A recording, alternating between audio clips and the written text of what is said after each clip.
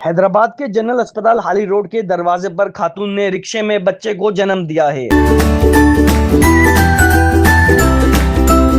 कौन कहता है डॉक्टर मसीहा नहीं। हैदराबाद के जनरल अस्पताल हाली रोड के दरवाजे पर रिक्शे में बच्चे की पैदाइश हुई है। शहरी अपनी बीवी को ऐन वक्त पर लेकर अस्पताल पहुंचा तो मरीजा की हालत ऐसी भी नहीं थी कि इसे अंदर ले जाया जा सके।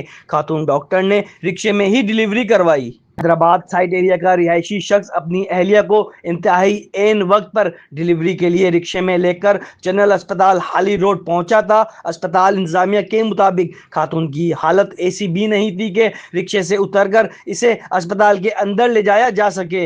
हालत इंतहाई खराब होने पर लेडी डॉक्टर ने अस्पताल के बाहर पहुंचकर रिक्शे में ही खातून की जचगी करवाई। इस दौरान अस्पताल अमले ने रिक्शे के चारों अतराफ चादर भी डाल दी थी। जचगी के बाद खातून और इसके नौमौलूद बेटे को अस्पताल के अंदर मुंतकिल किया गया। अस्पताल इंतजामिया के मुताबिक खातून और नौमौलूद दोनों की हालत खतरे से बाहर है। कैमरा टीम के साथ उज़ैफा खत्री, टाइम्स ऑफ हैदराबाद।